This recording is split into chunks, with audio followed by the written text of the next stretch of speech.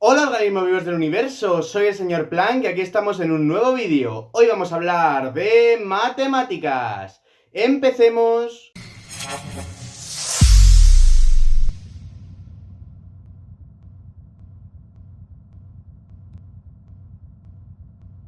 Perdonadme si empieza a sudar, es que aquí hace un calor horroroso, ¿vale? Hoy vamos a hacer otro vídeo un poco divulgativo y nos vamos a centrar en un teorema. Voy a hablar de este teorema ancestral, de qué repercusiones tiene en el álgebra moderna y lo vamos a demostrar de dos formas distintas, una más general todavía que la anterior, que ya es más general que la forma típica de demostrarlo.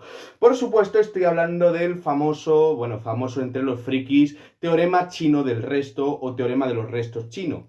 Se trata de un teorema ancestral. Bueno, con ancestral no quiere decir que tenga 4000 años del teorema, no. Se trata de un teorema del siglo III, del 200 y pico, y se debe fundamentalmente a Sun Tzu. No confundir con Lao Tse, que ese es el del arte de la guerra.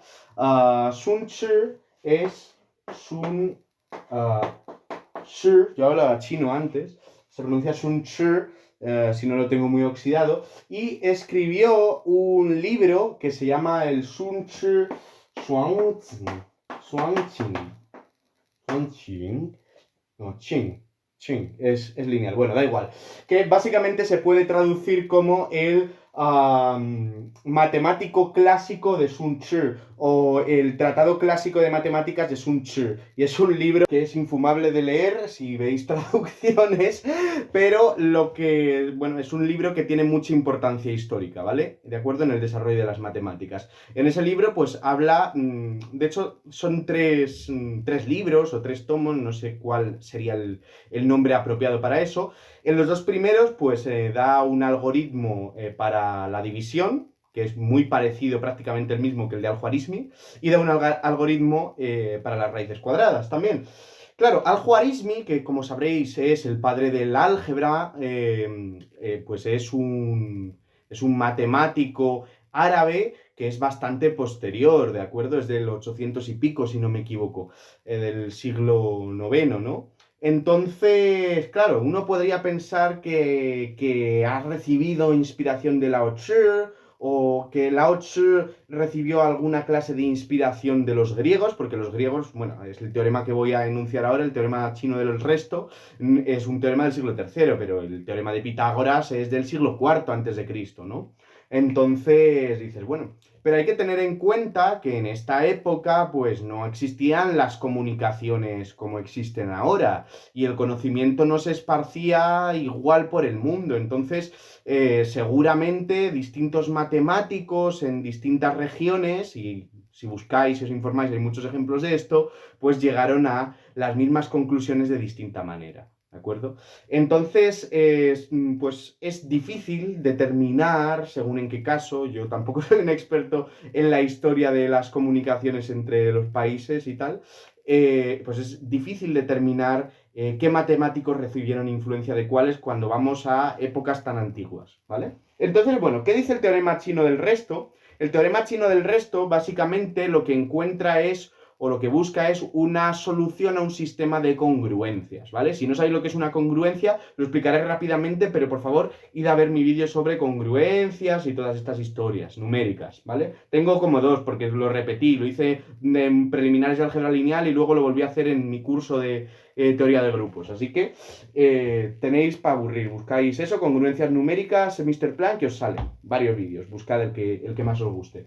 Entonces, básicamente, la historia es la siguiente. Lo que dice este teorema lo que garantiza es, lo digo un poco de palabra, ahora lo escribo, garantiza la existencia de una solución a un sistema de congruencias numéricas. ¿Esto qué significa? Significa que lo que voy a buscar es un resto común a un conjunto de números divididos entre otros números. Es decir, si yo divido un número entre otro, y otro entre otro, y otro entre otro y tal, ¿existe algún número que me dé, o sea, ¿tienen algún resto común? ¿vale? Bueno, pues hay un caso en el que sí que lo van a tener, que es cuando los números entre los que estoy dividiendo, los cocientes de la división, ¿de acuerdo?, sean coprimos entre sí. Coprimos quiere decir que su máximo común divisor es 1. O sea, dicho de otra manera, que no tienen factores en común. Cuando yo lo descompongo en factores primos, no hay ninguno que coincida, ¿de acuerdo?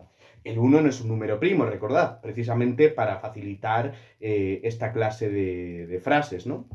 Entonces, bueno, lo voy a enunciar, voy a enunciar el teorema clásico, el teorema de Lao Tzu, ¿de acuerdo? Pero lo voy a enunciar pues con un lenguaje un poco más moderno. Entonces, ¿qué me dice el teorema chino, ¿vale?, del resto clásico, ¿vale? La versión clásica. Bueno, el teorema chino del resto, versión clásica, me dice lo siguiente. Bueno, sean n1 hasta nk enteros positivos, ¿de acuerdo? Es decir, del 1 en adelante, estos números, ¿sí?, mayores que 0, enteros mayores que 0, y sean, pues, a1 hasta ak enteros, ¿vale? Ahora estos pueden ser enteros de cualquier clase, ¿de acuerdo?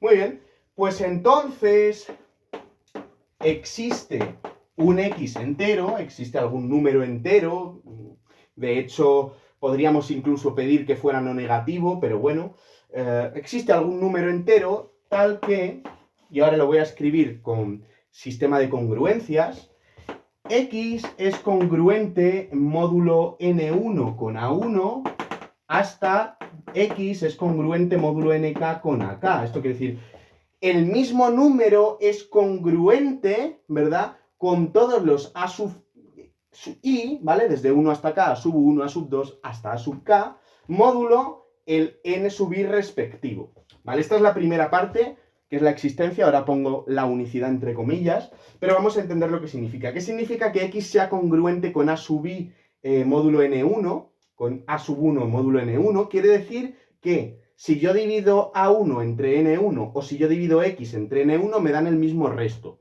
Y bueno, puede ser que x sea en concreto el resto, ¿vale? Porque al dividir el resto, un número menor entre otro, pues recordad que todo par de números, ¿no?, el teorema de la división euclidia me dice que si yo tengo p y q,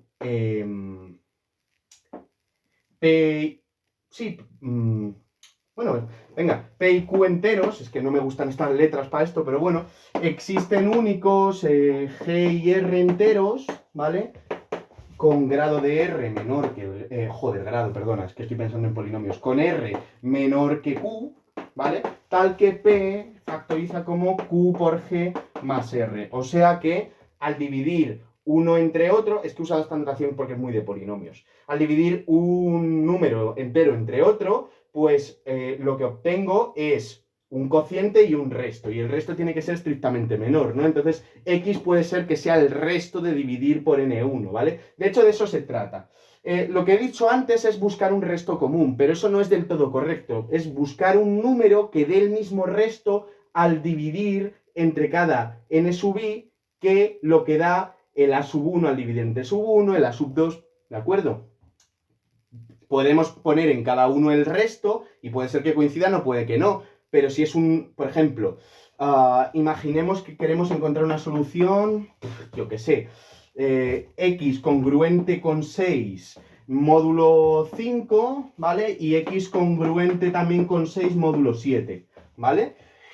¿Qué pasa? Podríamos poner el 6, ¿vale? ¿Por qué? Porque el 6 módulo 7 es 6, ¿vale? El 6 al dividirlo entre 7 me da el resto 6, es 0 por 7 más 6, ¿no? Y aquí tendríamos el 1, ¿no? Porque sería 1 por 5, ¿de acuerdo? Más 1. Eso es 6 también. Pero también nos valdría el 6, ¿sí? No sé si a lo mejor estoy liándolo esto un poco. Si veo que lo lío mucho, lo corto. Pero bueno, básicamente de eso se trata, ¿vale? Eso es lo que me dice el teorema chino del resto. Que si existe algún número, ¿vale?, que me dé el mismo resto que cada entero que he escogido al dividirlo entre cada n sub i que he escogido, ¿sí? O podemos pensar, para n sub i suficientemente grandes, la existencia de un resto común, ¿vale? Muy bien. Bueno, entonces el teorema chino del resto me dice que existe un entero, o sea que sí que existe solución a este sistema de congruencias. Perdona. que no, esto es un detalle importante que lo había dicho antes, pero no, y tal es que el máximo común divisor de cada i, n sub i con cada i sub j sea 1, ¿vale? Con i distinto de j, para todo i distinto de j. O sea que cada uno de estos n sub i's sean coprimos, que no tengan factores en común, ¿vale? Cuando pase eso, tenemos solución a este sistema de congruencias, ¿de acuerdo? Y eso es lo que me dice el teorema chino del resto. Pero no solo me dice eso, sino que me dice que la solución es única módulo el producto de estos, ¿vale? ¿Qué quiere decir eso? Quiere decir que si x e y son dos soluciones, ¿vale? Puede ser que haya más de una solución a esto, ¿no? De hecho, antes lo he puesto, tanto 6 como 1 en el caso de arriba, ¿verdad? Pues será solución. Lo que pasa es que 1 ya no lo puedo meter en el de 7, ¿vale? Porque no me da el mismo resto, no me da resto 6 al dividir entre 7, me da resto 1. Por tanto, tendría que escoger 6. Entonces, si tengo dos soluciones distintas a este sistema de congruencias, entonces las soluciones son congruentes módulo n grande entre sí, es decir, dan el mismo resto al dividir entre n grande, donde n grande es el producto de todos estos n sub i's, ¿vale? Por ejemplo, ¿no? Si yo busco pues una solución, aquí módulo 5, 32 y aquí módulo 7, 28, me dan igual estos números, lo que pasa es que estos son coprimos, por eso lo he escogido así. Bueno, pues si yo obtengo dos soluciones, ¿vale? Si x es una solución de esto e y es otra solución de esto, entonces x será congruente módulo 35 con y, porque 35 es 7 por 5, que en este caso tengo solo dos factores. Entonces tengo, entre comillas, unicidad de la solución.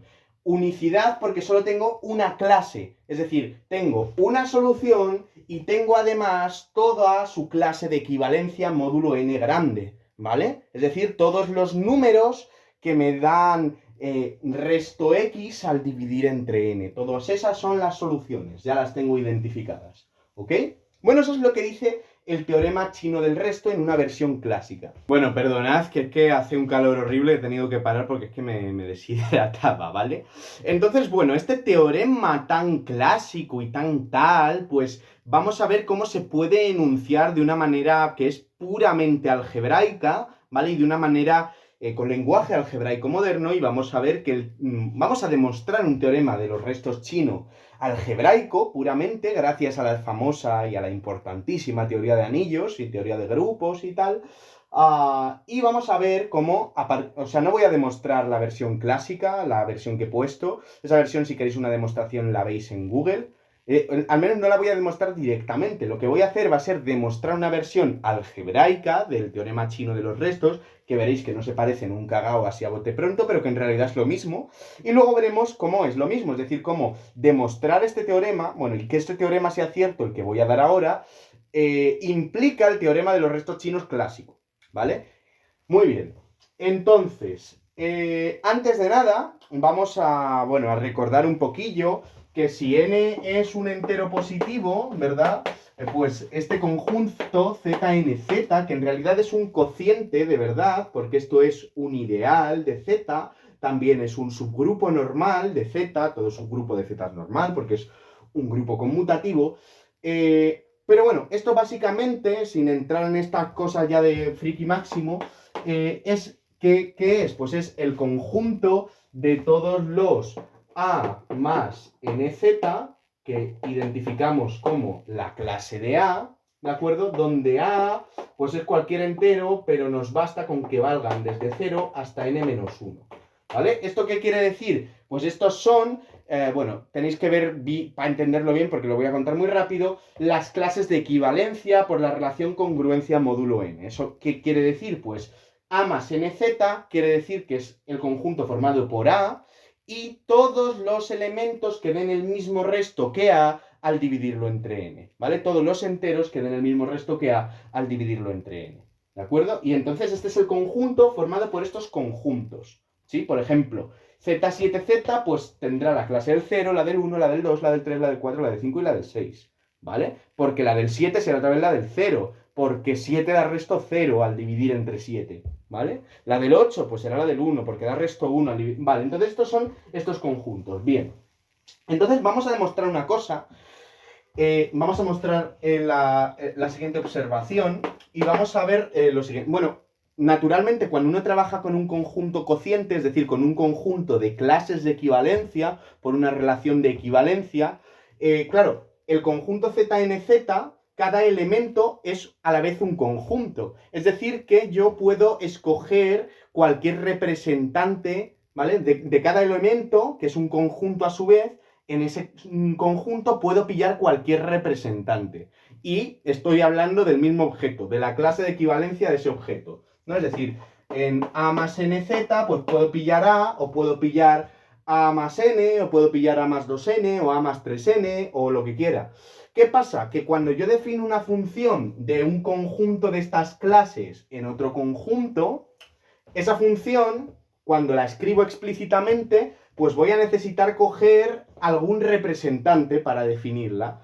Claro, para que sea una función de verdad, tiene que ser independiente del representante que pille, porque realmente la función toma como objeto de entrada no el representante, sino todo el conjunto de esos representantes, toda su clase de equivalencia. Y no puede ser que si yo coja un elemento de una clase me dé una cosa y si yo cojo otro elemento distinto de la misma clase me dé otra, porque el objeto de entrada es la clase.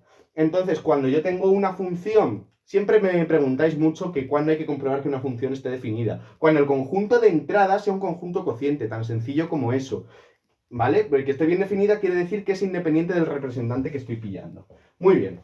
Entonces, vamos a definir una función, ¿vale? Sean n y m enteros positivos. Perdona, no sé si a esta altura se ve, lo voy a escribir un poco más abajo. Sean n y m enteros positivos, ¿de acuerdo? La función phi que va de znz en zmz, ¿de acuerdo? El znz a veces se denota también z sub n, ¿vale? Lo digo por si lo encontráis por ahí. Esta función que le asocia a la clase de A módulo n, es decir, al conjunto A más nz, esto es un elemento de aquí, le asocia al conjunto A más mz. O sea, este conjunto aquí lo denotaríamos así y aquí lo denotaríamos igual, pero hay que tener en cuenta, ¿verdad?, que es la clase de equivalencia respecto a qué módulo. Aquí es módulo n y aquí es módulo m, ¿vale? Bueno, pues esta función, ¿de acuerdo?, está bien definida, es decir, es una función de verdad, es decir, no depende del representante de entrada. ¿Cuándo está bien definida? No siempre. Está bien definida si, solo si, m, es decir, este módulo, divide a n, ¿vale? Y además, en ese caso, es un homomorfismo de anillos. Vale, ¿qué quiere decir que sea un homomorfismo de anillos? Un homomorfismo es una función que preserva la suma y el producto, es decir, que phi de la suma de dos elementos es phi del primer elemento más phi del segundo, y phi del producto es phi del primero por phi del segundo. Eso es un homomorfismo de anillos, ¿vale? Y además estos son anillos unitarios, entonces sí, será también, bueno... De hecho, la clase del 1 tiene que ir a la clase del 1, eso siempre, entonces, pues naturalmente también será un homomorfismo de anillos unitario. No siempre un homomorfismo de anillos lleva el 1 al 1, hay muchas veces que no, pero en este caso es trivial comprobar que sí, ni lo voy a hacer. Entonces, bueno.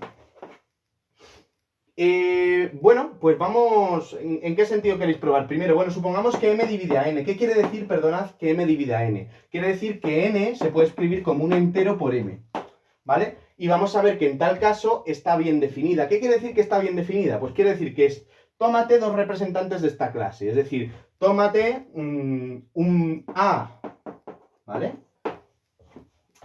¿Vale? Supongo que esta clase coincide con esta, ¿vale?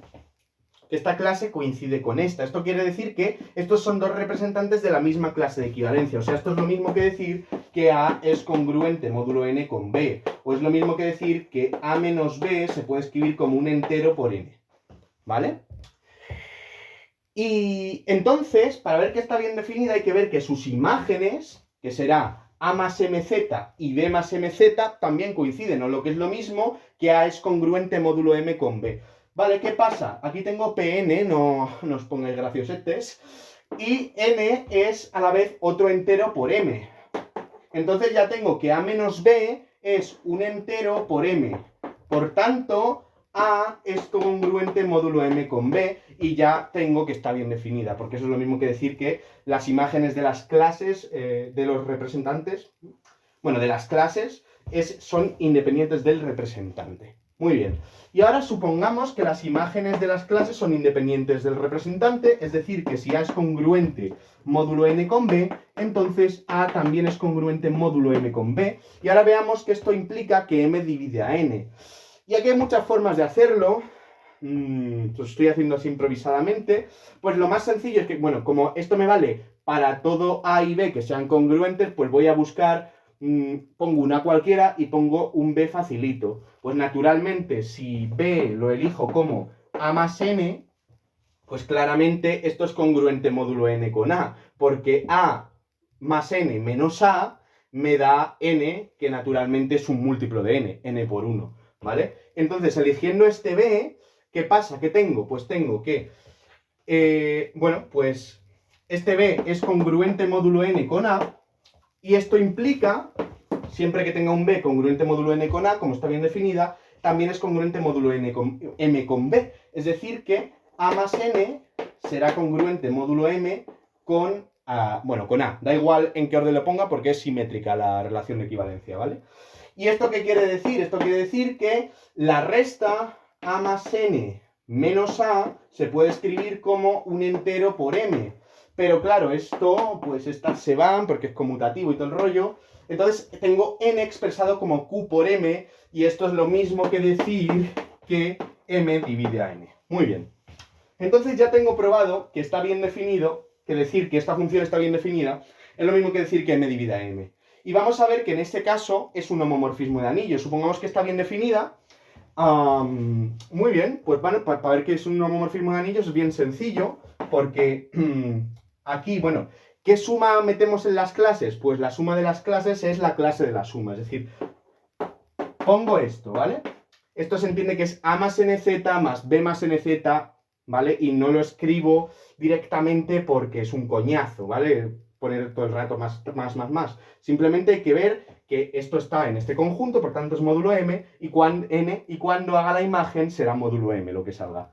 Muy bien, entonces la suma aquí, ¿cómo se define? Bueno, esto es una trivialidad. La suma aquí se define así, y entonces ¿esto qué es? Pues esto es, por definición, será la clase de A más B. Por tanto será A más B, clase de equivalencia, pero módulo M ahora, y esto será de nuevo estas dos cosas, y esto será la imagen de la clase de A más la imagen de la clase de B. Y ojo, aunque ponga el mismo símbolo, hay que entender cuándo es módulo N y cuándo es módulo M, no es el mismo objeto. Y con el producto lo mismo. Entonces esto es un ejercicio fácil y es claro que es un homomorfismo. ¿Bien? ¿Sí? Perfecto. Y ahora, habiendo visto este lema, sí que estamos preparados para la versión algebraica del teorema chino de los restos y para poder demostrarla. Entonces, teorema chino de los restos, ya está. Algebraico voy a poner. Bueno, ¿qué me dice este teorema chino? Pues me dice lo siguiente. Sean n1 hasta nk, de nuevo, enteros positivos, y coprimos 2 a 2, ¿vale? Mismas hipótesis de antes. Coprimos 2 a 2, a todo y distinto de j. Es decir que, si yo me cojo dos de estos, no tienen factores en común. Factores primos en común, ¿vale? Por el 1 sí, naturalmente. Bueno, pues si pasa eso, entonces z del producto, lo que antes habíamos llamado la n mayúscula, n1 por n sub k z, esto es isomorfo a z n1z por z n sub k z. Vale. ¿Qué quiere decir que es isomorfo? Que existe un isomorfismo, y es isomorfo como anillos, es decir, existe un isomorfismo de anillos. ¿Qué es un isomorfismo de anillos? Es un homomorfismo de anillos, que ya hemos visto lo que es, que además es biyectivo. ¿Sí? Entonces, muy bien. Y este producto es el producto cartesiano, y entonces aquí le meteremos el producto directo. Naturalmente, el producto directo de anillos es un anillo, y esto es un anillo, así que las dos cosas son anillos, puede haber un homomorfismo de anillos, en particular un isomorfismo. Y podría poner directamente en el enunciado cuál es el isomorfismo, que vamos a, el presunto isomorfismo, y decir, eso es un isomorfismo. Vale, pues entonces ya tendríamos que tendríamos esto, ¿no? Entonces, bueno, pues para probar que son isomorfos, vamos a encontrar un isomorfismo. Vamos a definir este isomorfismo, phi, que vaya de z a este producto lo voy a llamar n grande, que es n1 por n2 hasta nk, ¿sí? Voy a definir este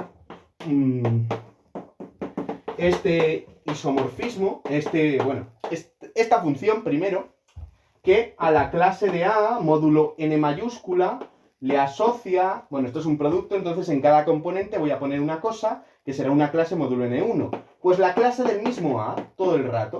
Lo que pasa es que, claro, serán objetos distintos, porque esto será A más n1z y esto será A más n sub k z, ¿vale? Entonces a la clase A más n mayúscula z le asociaría A más n sub 1z hasta A más n sub k z, ¿vale? Esa es la función que quiero definir.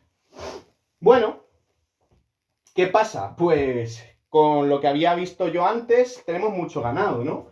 Porque ahora defino para cada i entre 1 y k, voy a definir la función que me vaya phi sub i de z n mayúscula z en z n sub i z, ¿de acuerdo? Que a la clase de A pues me la mande también a la clase de A. Claro, esta función pues es una de las que hemos visto en la observación anterior.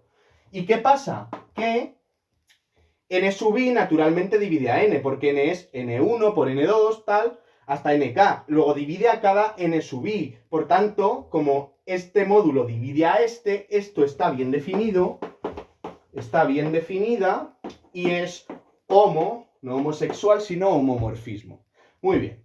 Entonces, cada una de estas phi sub i's es un homomorfismo. Pero fijaos que la imagen por phi de A son todas estas clases módulo n sub i. ¿Y esto qué es? Esta clase es lo mismo que phi sub 1, esta función, aplicado a la clase de A módulo n. Esta clase es la misma que esta, pero esta es la imagen por phi sub i de esta clase, es lo mismo. Y esto será phi sub k de A. ¿Qué pasa?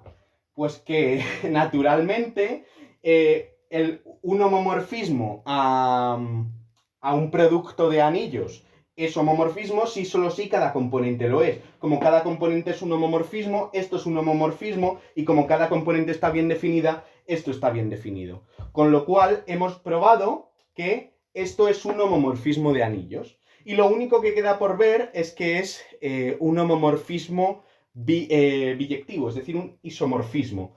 Bueno, hay que probar primero que es inyectiva, pero ya sabéis que para probar que un homomorfismo es inyectivo basta ver que su núcleo es trivial.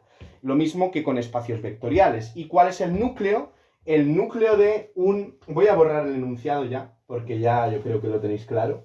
Entonces voy a continuar la demostración aquí arriba. ¿Quién es el núcleo de phi? El núcleo de phi pues serán todos los A's del conjunto de entrada, en este caso de ZNZ, lo voy a poner así, tales que su imagen me dé ¿quién? El cero de esto. Y el cero del producto es el producto de los ceros, y el cero de cada uno es la clase del cero. ¿Vale? Entonces, bueno, pues veamos que el núcleo es el cero de esto. Y entonces ya hemos probado que es inyectiva por propiedades de los homomorfismos, ¿vale? Entonces, bueno, pues supongamos que phi de A es 0, 0, 0, 0. Claro, phi de A es lo mismo que estas cosas, que es la clase de A módulo n1, la clase de A módulo nk. O sea que ahora, igualando componente a componente, tenemos que la clase de A módulo n1 es lo mismo que la clase de 0, es decir, que A es congruente módulo n1 con 0 y A es congruente módulo nk con 0. Pero claro, decir que A es congruente módulo n1 con 0 es lo mismo que decir, ¿no?, que A da resto 0 al dividir entre n1, o sea que A es múltiplo de n1, o dicho de otra forma, que n1 divide a A, y esto es lo mismo que decir que n sub k divide a A. Pero si cada n sub i divide a A, y como los n sub i son coprimos 2 a 2, ¿no?, pues un producto de cosas que divide a A, todas ellas coprimas, bueno, un producto de cosas que divide a algo, su mínimo común múltiplo divide a ese algo. Pero en este caso, como son coprimos, el mínimo común múltiplo es el producto, luego Entonces, el producto de todas estas cosas divide A, n1 por n2 hasta nk divide A, y eso es la n grande. Por tanto, la n grande divide A. Pero decir que la n grande divide A es lo mismo que decir que A es múltiplo de la n grande, o sea que A es congruente con 0 módulo n grande. Por tanto, la clase de A módulo n grande es la clase de 0. Lo que hemos probado es que este elemento de entrada es el 0 de zn mayúscula z. El 0 significa el elemento que sumado con cualquier otro lo deja invariante, ¿vale? Por tanto, lo que hemos probado, la otra inclusión es inmediata, lo que hemos probado es que el núcleo es trivial, por tanto hemos probado que phi es inyectiva, ¿vale? Esta función es un homomorfismo inyectivo. Bueno, y ahora para probar que esto es biyectivo, no hace falta probar la sobreyectividad explícitamente, que sería un coñazo y además muy complicado de hacer. Simplemente, pues, basta darse cuenta de una cosa. Tanto esto como esto son conjuntos finitos y tenemos una función inyectiva. Una función inyectiva significa que cada elemento, bueno, que no se repiten las imágenes, ¿vale? Que dos puntos solo tienen la misma imagen si vienen del mismo, ¿vale? Entonces, ¿qué pasa? Pues si, por ejemplo, esto tiene 3 elementos y esto tiene otros 3 y van a puntos distintos, necesariamente es una biyección, ¿vale? Eso es teoría de conjuntos básica. Y entonces, bueno, pues basta darse cuenta de lo siguiente. ¿Cuántos elementos tiene ZNZ? Bueno, pues el número de elementos que tiene ZNZ, pues son n, es decir, n1 por nk, que es a lo que hemos llamado n mayúscula. ¿Cuántos elementos tiene este conjunto? Pues este conjunto es el producto directo de estos anillos o de estos grupos, y el producto directo, ¿cuántos elementos tiene? Pues el producto de cada uno, o sea, n1 por n2 hasta nk, o sea, n. Por tanto, como tienen el mismo número de elementos y es una función inyectiva, eso implica que es biyectiva, y eso prueba que esto es una función biyectiva, y un homomorfismo biyectivo entre dos anillos es un homomorfismo de un isomorfismo de anillos. Por lo tanto, lo que hemos probado es muy fuerte, ¿de acuerdo? De hecho, es más fuerte que el teorema chino clásico. Lo que hemos probado es que, bueno, pues si tenemos parejas de coprimos, entonces z n1 por nkz es isomorfo a zn1z por znkz, ¿no? En particular, para cualquier número n, ya sabemos por el teorema fundamental de la aritmética que se puede descomponer como productos de potencias de primos. P1, M1 hasta PR, MR con primos distintos 2 a 2 y por tanto coprimos. Y entonces podríamos aplicar este teorema y tendríamos que ZNZ sería isomorfo a Z P1 elevado a M1 por Z PR elevado a MR por Z, ¿vale? Eso para cualquier. Con lo cual ya tenemos un isomorfismo de anillos, ¿sí? Y bueno, y eso concuerda con el teorema de clasificación de grupos cíclicos, porque homomorfismo de anillos implica homomorfismo de grupos y todo grupo cíclico pues factoriza como producto de estas cosas y estos son grupos cíclicos en esencia. Muy bien, entonces vamos a ver cómo, si este teorema es cierto el teorema clásico, ¿vale? El teorema clásico, recuerdo que lo que hay que probar es que sí, de nuevo las hipótesis, el máximo común divisor de los n sub i con los n sub j es 1, si son coprimos 2 a 2. Entonces, este sistema, primero vamos a probar esto, ¿vale? Este sistema tiene una solución única, siendo a sub 1 hasta sub k enteros cualesquiera. Muy bien, entonces, ¿cómo probamos que este sistema tiene una solución única? Bueno, pues básicamente viene de considerar lo siguiente. Lo que hay que buscar es un elemento que sea congruente módulo n1 con a1 y hasta congruente con módulo nk a k. Y este sea el mismo número entero, ¿vale? Entonces, ¿qué vamos a hacer? Bueno, pues lo que teníamos era un isomorfismo entre z, voy a ponerlo en mayúscula z, entre zn1z por znk z. Tenemos aquí un isomorfismo, ¿no? Muy bien. Y lo que queremos es pues un número que sea congruente a todos estos. Claro, como es una biyección, yo puedo considerar el siguiente conjunto de aquí, o el siguiente elemento de aquí. El elemento, la clase de A1 módulo N1, hasta la clase de AK módulo NK. Y todo elemento de aquí, como es una biyección, tendrá una preimagen por phi. Y a este elemento vamos a llamarlo, pues no sé, sí, X. ¿Vale? Definamos X así. Además, es una única preimagen de esto, ¿vale? Existe una única porque es una biyección. Lo cual no implica que exista una única solución. Simplemente voy a tomar X como la única preimagen de esto. ¿Vale? No existe ninguna otra. Existen más soluciones porque son estas y cualquiera congruente módulo n, como veremos. Vale, pues si tomo X de esta manera, la clase de X, perdón, como esta manera, claro, por eso no existe una única solución, sino que es toda la clase, las soluciones. Esto está bien definido, luego la clase es única. O sea, la clase de algún X entero. ¿Qué pasa entonces? ¿Qué significa esto? Bueno, ¿qué significa que X sea la preimagen de esto? Como es una biyección, esto significa que phi de la clase de X me da la clase de A1 hasta la clase de AK. ¿Pero quién es phi de la clase de X? Pues ese isomorfismo que habíamos encontrado sería la clase de X, pero módulo N1, hasta la clase de X, pero módulo NK. Y ahora, igualando componentes, lo que obtenemos es que la clase de X es igual que la clase de A1, bueno, módulo N1, y la clase de X es igual que la clase de AK, módulo NK. O, escrito de otra manera, lo que hemos obtenido es que X es congruente módulo N1 con A1 y que X es congruente módulo NK con AK. O sea, hemos encontrado una solución a este sistema. En particular, cualquier representante de la clase de equivalencia es una solución. Vale. Y ahora vamos a probar lo de que si tengo dos soluciones, entonces son congruentes módulo n mayúscula. Hombre, pues claro, porque si yo tengo, digamos que X es una solución, ¿no? Y que Y es otra solución, pues Y también debe verificar el sistema de congruencias, ¿vale?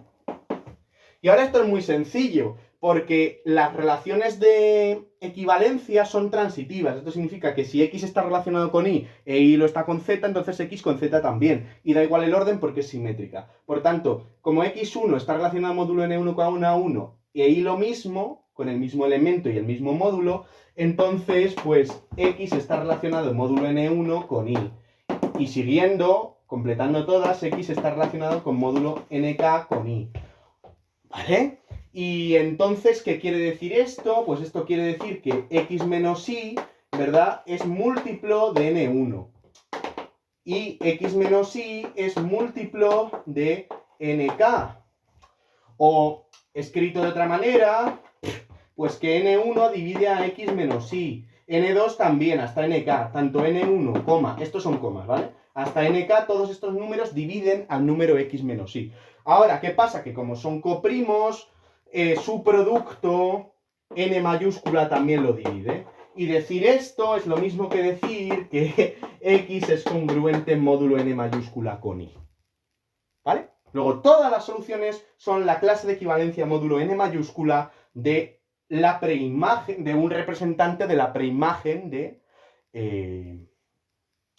los coeficientes que estemos imponiendo para el sistema. Luego, hemos probado el teorema chino clásico gracias a el teorema chino algebraico. Pero fijaos una cosa, en ningún momento hemos necesitado que phi sea homomorfismo para hacer lo que hemos hecho. O sea que si no necesitábamos que phi sea homomorfismo para probar el teorema chino clásico, significa que hemos probado algo todavía más fuerte. Lo único que hemos necesitado es que fuera una biyección para que esto sea la preimagen, ¿verdad? Y lo otro se ha deducido inmediatamente sin necesidad de usar ningún homomorfismo. Se ha deducido de que la congruencia es una relación de equivalencia. Vale, pero en un lenguaje podemos todavía generalizarlo más. Y aquí ya sí que me voy a poner un poco más duro a nivel de exigencia matemática. Entonces necesitamos conocer qué es el concepto de ideal. Bueno, lo voy a anunciar muy rápidamente porque esto sí que es algo que no he contado nunca en el canal. Bueno, si yo tengo un anillo A, ¿de acuerdo? Un anillo, recordad lo que es un grupo conmutativo con respecto a la primera operación con producto interno, asociativo y distributivo respecto de la suma. Eso es un anillo. Muy bien, pues si yo tengo un anillo A, un subanillo R es un subconjunto que a la vez es un anillo, igual que un subgrupo, hasta ahí bien. Y en particular, un subanillo y se escribe así, igual que la notación de subgrupo normal, y eso tiene que ver con que se pueden definir cocientes bien y tal. Un subconjunto es un ideal si es un subanillo que cumple una cosa que se llama la propiedad absorbente. ¿Qué quiere decir esto? Bueno, que I sea subanillo, y la propiedad absorbente quiere decir que tanto A por I, vamos a suponer que el anillo es conmutativo y ya está, que A por I, entonces da igual A por I que I por A es lo mismo, si no habría que A por I está en I para cada A en A y para cada I en I. ¿Eso qué quiere decir? Que si yo cojo un elemento de I, da igual por qué elemento de A lo multiplique, siempre voy a acabar en I, ¿vale? Muy bien, y hay una serie de propiedades que no voy a probar, las tenéis en cualquier libro de álgebra y son muy fáciles de probar. Bueno, la intersección de subanillos es un subanillo, igual que la intersección de subgrupos es un subgrupo, y de hecho la intersección de ideales es un ideal, ¿vale? Y entonces el teorema chino, bueno, ¿y qué es? Bueno, ya está, con eso de momento nos basta. Si veo que necesitamos algo más, pues lo escribiré. Bueno, entonces, ¿cómo podemos generalizar esto a un lenguaje todavía más abstracto? Vamos a llamarlo teorema chino abstracto o general, ¿vale? Y nos dice lo siguiente, y ahora veremos qué relación tiene, o sea, veremos cómo este implica el algebraico que hemos demostrado, y como el algebraico implica el otro, pues esto todavía es más general. O sea, esto quiero que os sirva como una idea de que un teorema que se encontró hace 800 años, sobre encontrar un resto común, una cosa que parece muy sencilla, puede dar muchísimo de sí. De hecho, es un teorema importantísimo para entender las ecuaciones diofánticas lineales. Las ecuaciones diofánticas pues vienen de Diofanto, que fue el padre de la aritmética. Hizo un tratado que se llama Aritmética, podéis buscarlo. Entonces, y son todavía objeto de estudio, ¿de acuerdo? Del álgebra abstracta y de la geometría algebraica. Bueno, ¿qué dice el teorema chino de abstracto? Perdonad mi ortografía. Mi caligrafía. Joder, es que estoy muy espeso hoy. Bueno, pues sea A un ACU, que es un ACU. Un ACU es un anillo conmutativo con unidad, es decir, un anillo conmutativo en el que exista un neutro multiplicativo, ¿de acuerdo?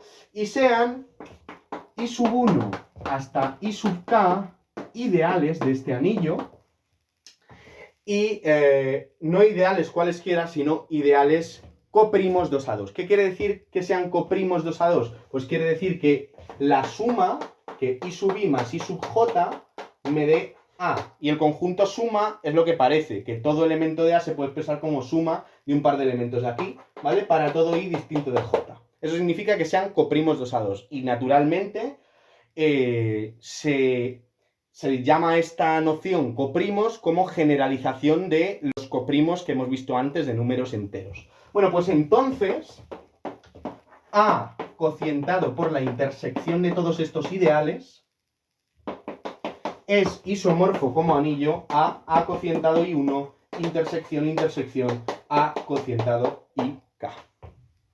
¿Estáis preparados para probar esto? Bueno, y metiendo la demostración del teorema, que por supuesto la he improvisado y los cortes y todo, he visto que el vídeo se me queda larguísimo y lo siento, pero es que si lo hago así no voy a comerme un rosco y quiero que este vídeo lo vea alguien por lo menos, ¿vale? Entonces, no voy a hacer la demostración en este vídeo, la voy a cortar porque es que queda larguísimo si no, aunque la demostración no es tan larga, pero como la he ido pensando sobre la marcha, pues me enrolla un poco más y he dicho, porque me voy dando cuenta de cosas. Eso es lo bueno de las matemáticas, ¿no? Dices, a ver, así, dices, no, esto no puede ser. Al final te das cuenta, pero tardas un ratete. Que no ha sido mucho, pero para un vídeo pues no queda bien. Así que si queréis que lo demuestre en un vídeo aparte. Lo que sí que voy a hacer, para no dejaros con las ganas, es ver inmediatamente, voy a tardar mucho menos de un minuto, en probar. De hecho voy a tardar más en decirlo que en hacerlo, porque este teorema chino abstracto implica el algebraico de antes, ¿no? Fíjate, el algebraico, ¿qué pasa? Naturalmente los enteros son un anillo conmutativo, ¿no? El producto de enteros es entero. O sea, el producto de enteros es entero. Da igual en qué orden los multiplica, porque es lo mismo que B por A. Y es unitario, tiene unidad, el 1, ¿no? 1 por cualquier entero es 1. Así que sí. ¿Qué pasa? Bueno, pues vamos a poner este teorema en el caso particular de que A valga Z. Bueno, pues en el caso en el que A valga Z, como Z es un anillo conmutativo con unidad, bueno, es fácil también probar que los ideales de A son, los ideales de Z son siempre, pues, ideales, bueno, es un dominio de ideales principales. Todo ideal principal significa que todo ideal está generado por un solo elemento y los ideales generados por un elemento son los múltiplos vía el anillo de este elemento. Luego los ideales serán conjuntos del tipo n1 por z hasta nk por z. Estos son los ideales.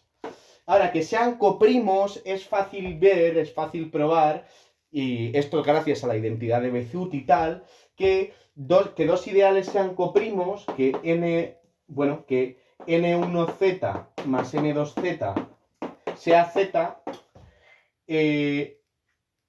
equivale a que el máximo común divisor de n1 y de n2 valga 1. ¿Por qué? Porque n1 y n2, por el teorema de Bézout, siempre se puede escribir, si D es el máximo común divisor, el máximo común divisor se puede escribir como alfa por n1 más beta con n2, con alfa y beta algunos números enteros, pero si son coprimos, o sea, si son coprimos en el sentido usual, entonces esto vale 1. Y esto quiere decir que el 1 se puede escribir como, que el 1 estaría en la suma de los ideales, y como esto tiene que ser un ideal, todo ideal que contiene al 1 es el total. Eso es otro teorema, y entonces se prueba que es z, ¿vale? Entonces, esta condición, que sean coprimos, se puede sustituir porque, claro, los n sub i con los n sub j sean coprimos 2 a 2. Y entonces, ¿qué tendríamos? Pues tendríamos que z cocientado la intersección de los ideales. En este caso también se prueba que, claro, si un número es múltiplo de n1 y a la vez múltiplo de n2, eso es porque es múltiplo del producto. Así que la intersección de n1 z hasta nkz es lo mismo que n1 por hasta nkz. Esto también es un ejercicio muy fácil de probar. Y esto es isomorfo a z cocientado el primer ideal, anda n1z por z, anda, pues el teorema algebraico que habíamos demostrado hace un rato no es otra cosa que una particularización de este teorema mucho más general para cualquier anillo y para cualquier conjunto de ideales coprimos 2 a 2. Así que sí, se puede generalizar mucho el teorema chino del resto, de una manera muy abstracta y que nos ayuda en distintos casos. Y el teorema chino del resto es útil en un montón de cosas, de las matemáticas, sí, pero especialmente en un área útil y usual de la vida cotidiana, como puede ser la criptografía, que es lo que utilizan o utilizaban, todavía utilizan los bancos, pues por ejemplo, para encriptar sus claves públicas, ¿no? Así que nada, eso es todo por hoy. Dadle a like, suscribiros y compartid este vídeo por vuestras redes sociales. Como los átomos comparten sus electrones para combinarse entre sí. ¡Nos vemos!